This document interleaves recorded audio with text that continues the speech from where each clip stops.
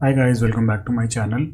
तो अब next video में हम लोग बात करेंगे salaries of Q engineers in India and US और उनका फ्यूचर स्कोप। तो बेसिकली क्यू इंजीनियर्स का फ्यूचर स्कोप क्या है और इंडिया में जनरली क्या सैलरीज होती क्या ऑफ़र की जाती हैं अलग अलग लेवल्स पे और क्यू इंजीनियर्स, और इवन ये सैलरीज यूएस में कैसी दिखती हैं और क्या अपॉर्चुनिटीज़ हैं वो भी हम लोग इस वीडियो में डिस्कस करेंगे गाइस। ठीक है, तो चलिए स्टार्ट करते हैं।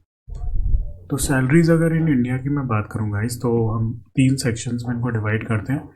जैसे कि एंट्री लेवल, जिसमें हम देखते हैं 0 to 5 years of 4 years experience, और मिड लेवल जिसको हम कहते हैं senior software engineer, to 5 to 9 years of experience, और लीड्स या मैनेजर्स जिसको हम 10+ years ऑफ एक्सपीरियंस के सेक्शन में डिवाइड करते हैं।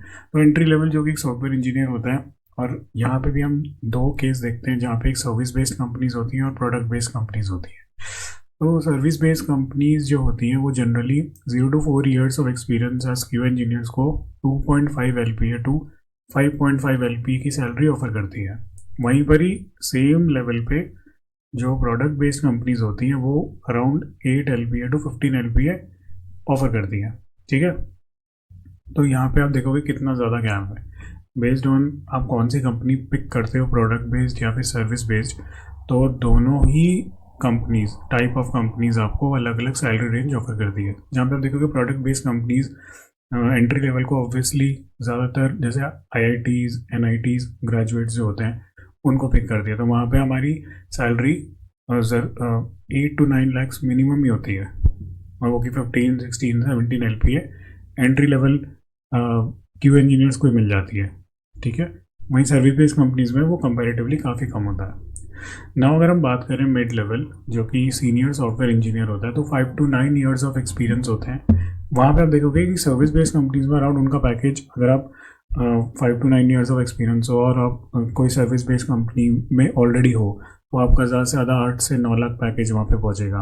बट अगर आप जैसे स्विच करते हो from one service based company to another service based company, तो आप एज हाई एज 20 LPA का भी जंप ले सकते हो in just 5 to 9 years of experience. तो यहाँ पे आप देखोगे 8 लाख टू 20 lakhs पर एनम सर्विस बेस्ड कंपनीज की रेंज आ जाएगी और for mid level senior software engineers, Q engineers. और प्रोडक्ट बेस्ड कंपनीज में यही रेंज आपकी 30 LPA टू 50 LPA तक पहुँच जाएगी। अब यहाँ पे आप देखोगे कितना ज़्यादा गैप है प्रोडक्ट बेस्ड कंपनीज और सर्विस बेस्ड कंपनीज में। ठीक है ना, जैसे हमने एंट्री लेवल पे देखी थी। और लीड्स और मैनेजर्स की अगर हम बात करें जो कि 10+ years ऑफ एक्सपीरियंस होता है जनरली, तो सर्विस बेस्ड कंपनीज में ये 20 से 40 LPA भी पहुंच जाता है, राइट। और प्रोडक्ट बेस्ड कंपनीज में तो ये 50 LPA प्लस ही जाता है, और इवन उस करोड़ में भी यहाँ पे हम बात कर लेते हैं। ठीक है ना, फॉर प्रोडक्ट बेस्ड कंपनीज।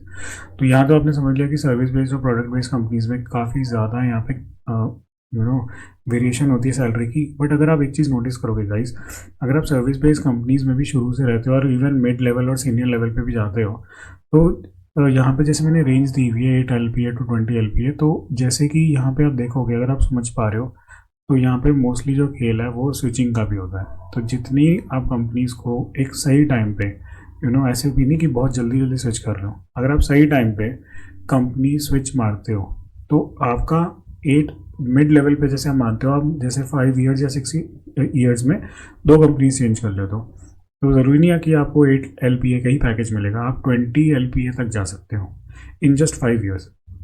और वहीं पर 9 years ऑफ एक्सपीरियंस भी 8 LPA या फिर 20 LPA तक रह सकते हैं। ठीक है ना, ये यहाँ पे तो यहाँ पे मोस्टली जो खेल होता है वो स्विचिंग का भी होता है। अगर आप सर्विस बेस्ड कंपनीज में हो, प्रोडक्ट बेस्ड कंपनीज में तो ऑलरेडी आपको यहाँ पे पैकेज अच्छा मिलेगा ही स्टार्टिंग से ही। तो जैसे जैसे आपकी प्रमोशन होगी, राइट, आप 30 LPA पे भी जाओगे, जैसे जैसे एक्सपीरियंस होगा प्रमोशन जाओगे, और बहुत ज़्यादा जंप होगा यहाँ पे, है ना। 50 LPA सेम जंप आप स्विच करके भी ले सकते हो with in service based companies only. ठीक है ना, तो अगर आप देखोगे कि 10+ years ऑफ एक्सपीरियंस, कोई 20 LPA पे भी है, कोई इवन 40 LPA भी है, तो 40 LPA वाले मोस्टली वो होंगे जो कि स्विच करके यहाँ तक पहुँचे होंगे, और 20 LPA मोस्टली वो होंगे जो हो सकता है कि 5 से 10 साल इवन सेम कंपनीज में हो, तो उनकी प्रमोशन धीरे हो रही है।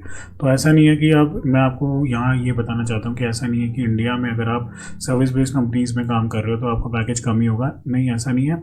आप एक डिसेंट पैकेज भी उठा सकते हो अगर आप राइट टाइम पे स्विच भी करते हो कंपनीज को। ठीक है, और इवन डेफिनेटली यहाँ पे एक और पॉइंट ये है कि आपको स्किल्स भी आनी चाहिए अकॉर्डिंगली। ऐसे नहीं है कि आपके अंदर स्किल्स नहीं है और आपको बस पैकेज की पड़ी हुई है और आपको वो मनचाहा पैकेज भी मिल जाएगा, ऐसा भी नहीं है। स्किल्स आना बहुत ज़रूरी है यहाँ पे, ठीक है। तो हमने यहाँ पे देखी mostly entry level software engineer, mid level senior software engineer और लीड्स या फिर मैनेजर्स या इवन डायरेक्टर्स, तो उनकी सैलरी रेंज करती है काफ़ी ज़्यादा for both service based and product based. तो यहाँ पे मैंने एक मोटा मोटा रेंज बता दिया। ये वेरिएशन भी हो सकती है, इससे बाहर भी जा सकता है, नंबर ज़्यादा भी जा सकता है, थोड़ा कम भी जा सकता है। बट एक चीज़ ज़रूर है कि अगर आप यहाँ पे आपके अंदर स्किल्स हैं तो डेफिनेटली आप हाई रेंज में ही रहोगे, ठीक है। अब बात कर लेते हैं सैलरीज इन यूएस। तो सैलरीज इन यूएस की अगर हम बात करें गाइस, तो यहाँ पे मैंने मोटा मोटा एस्टिमेशन लिखा हुआ है। और हाँ, डेफिनेटली आप इसको जो इंडियन रुपी है करंटली, है ना, $1, सो उसको आप मल्टीप्लाई कर सकते हो, जैसे 85 के आसपास है, 80-85, तो आप मल्टीप्लाई करके लगा सकते हो कि वो सैलरी इंडिया के हिसाब से कितनी होगी। बट जो यूएस में सैलरीज चल रही हैं for QA engineers even software engineers, वो कुछ रेंज यहाँ पे। तो एंट्री लेवल पे जैसे कि यहाँ पे $45,000 तो $75,000 आपको यहाँ पे मिल सकती है, ठीक है ना। ये आपकी रेंज होती है, एवरेज बोलें तो $60,000। और मिड लेवल पे आप जाओगे, जैसे जैसे मान लीजिए आप H1B में जाते हो ऑफिस से, राइट, आप इंडिया से आपको अपॉर्चुनिटी मिलती है ऑन साइट में, तो एंट्री लेवल पे अगर आप 4 इयर्स ऑफ एक्सपीरियंस तक हो और 5 इयर्स तक हो मेनली, तो आपको 60 से 80,000 के आसपास मिल जाएगी, राइट। बट मोटा मोटा ये रेंज होती है कि अगर आप 5 to 9 ईयर्स ऑफ एक्सपीरियंस हो तो आपको कहीं ना कोई $80,000 टू $150,000 तो यहाँ पे सैलरी ऑफर की जा सकती है। और लीड्स और मैनेजर्स की बात करें तो $175,000 से $200,000 की सैलरी आप यहाँ पे एक्सपेक्ट कर सकते हो। सेम वे जैसे मैंने बोला, आप मल्टीप्लाई कर सकते हो उसको 80-85 से, जो भी करंटली हमारे इंडियन रुपी का प्राइस चल रहा है, ठीक है, ऑफ $1, तो वो आप यहाँ पे देख सकते हो और वो आपकी मसली यहाँ पे सैलरी होगी। तो यूएस में अपॉर्चुनिटीज़ डेफिनेटली बहुत हैं। आपको स्किल्स आनी चाहिए गाइस, ठीक है। आपको सैलरी कोई भी ऑफर नहीं करेगा अगर आपके अंदर स्किल्स नहीं है, तो स्किल्स लानी बहुत इंपॉर्टेंट है, ठीक है। तो कोशिश आप ये ज़रूर करिए कि आप अगर इंडिया से काम कर रहे हैं तो आपको ऑन साइट अपॉर्चुनिटी मिलती है, तो डेफिनेटली यही रेंज की सैलरीज आपको वहाँ पे मिलेगी। और आप अंदाज़ा लगा सकते हैं कि कितनी ज़्यादा ये यहाँ पे इंडियन रुपी के हिसाब से, मतलब आप कितना ज़्यादा यहाँ पे कमा सकते हो यूएस में जाते हो। तो ऑब्वियसली बात है, अपॉर्चुनिटीज़ भी ज़्यादा होती हैं, राइट। और ज़रूरी नहीं है कि इसी रेंज में आप रहो, इससे ज़्यादा भी रह सकते हो, कब आपके अंदर अगर स्किल्स हो तभी, ठीक है। तो अगर हम सैलरीज इन यूएस की बात करें या फिर इंडिया की बात करें, दोनों ही केस में स्किल्स आनी बहुत इंपॉर्टेंट है।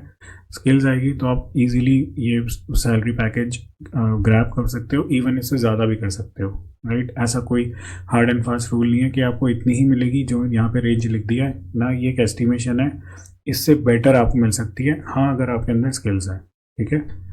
तो ये एक्सपीरियंस मैं बता रहा हूँ गाइज, और जो मैंने देखे हैं अपनी कॉलीग्स के, सीनियर्स के, जूनियर्स के, सारे पैकेजेस जो भी इनको ऑफर करते हैं अलग अलग कंपनीज़ में, तो यहाँ पे मैंने बताया गाइज, उसी रेंज के हिसाब से यहाँ पे मैंने आपको बताया, ठीक है। एक्सपीरियंस से मैं बता रहा हूँ गाइज, ठीक है ना। तो ऑब्वियसली बात है, यूएस में आपको सैलरी वाइज ज़्यादा एडवांटेज होता है, तो कोशिश ज़रूर करिए कि स्किल्स हो आपके अंदर, तभी आपको ऑन साइड अपॉर्चुनिटी मिलेगी, ठीक है। और रही बात फ्यूचर स्कोप की, वो डेफिनेटली क्यूए टेस्टिंग का बहुत ही अच्छा है। क्यूए टेस्टिंग कभी भी ख़त्म नहीं होगी। जब भी सॉफ्टवेयर बन रहा है, जब तक सॉफ्टवेयर बन रहा है उसकी टेस्टिंग होगी, वो रिलीज डिलीवर होने से पहले उसकी टेस्टिंग ज़रूर होगी, तो टेस्टिंग कभी ख़त्म नहीं होगी, ठीक है। और टेस्टिंग स्किल्स डेफिनेटली आपको आनी चाहिए, जैसे कि अगर आपको मैनुअल टेस्टिंग स्किल्स हो गई, कम्युनिकेशन स्किल्स आपकी अच्छी है, ऑटोमेशन आपको आती है, परफॉर्मेंस टेस्टिंग एक बहुत बड़ी एक स्किल है जो कि एक सॉफ्टवेयर टेस्टर को अगर आती है तो वो उसके लिए एक एड ऑन ही है। बैक एंड टेस्टिंग जैसे डेटाबेस टेस्टिंग, एसक्यूएल हो गया, एपीआई टेस्टिंग हो गई, राइट, उसको आती है। बैक एंड टेस्टिंग भी आती है अलॉन्ग विद फ्रंट एंड, ठीक है। अगर वो टूल्स लर्न कर रहा है या कर रही है and then they are ready to implement all these topics and all these skills in their projects, वो बहुत ही अच्छा स्कोप रहेगा। डेफिनेटली अगर आपके अंदर स्किल्स है तो आपको हाई सैलरी मिलेगी, ठीक है, और उतनी आपकी जॉब सिक्योरिटी होगी। सर्विस बेस्ड कंपनीज में हम मान सकते हैं हाँ, जॉब सिक्योरिटी थोड़ी कम है, बट वही job security product based companies में बहुत ही अच्छी होती है, ठीक है ना। तो आपके अंदर स्किल्स हैं तो आपको कोई नहीं निकालेगा गाइस। अगर आप एक वैल्यूएबल एसेट है कंपनी के लिए तो आपको कभी प्रॉब्लम नहीं आएगी। तो स्किल्स पे सबसे ज़्यादा ध्यान देना है। तो फ्यूचर स्कोप में हम ये बोल रहे हैं कि जैसे जैसे कि मार्केट में टूल्स आते रहते हैं और आप स्किल्स सीखते रहोगे और वो टूल सीखते रहोगे और आपकी कम्युनिकेशन स्किल्स बहुत अच्छी हैं, तो आपका फ्यूचर स्कोप क्यूए टेस्टिंग को लेके एकदम बढ़िया है, एकदम सेट है, कोई इशू नहीं आएगा, ठीक है। तो सबसे इम्पोर्टेंट ये है स्किल्स होनी चाहिए।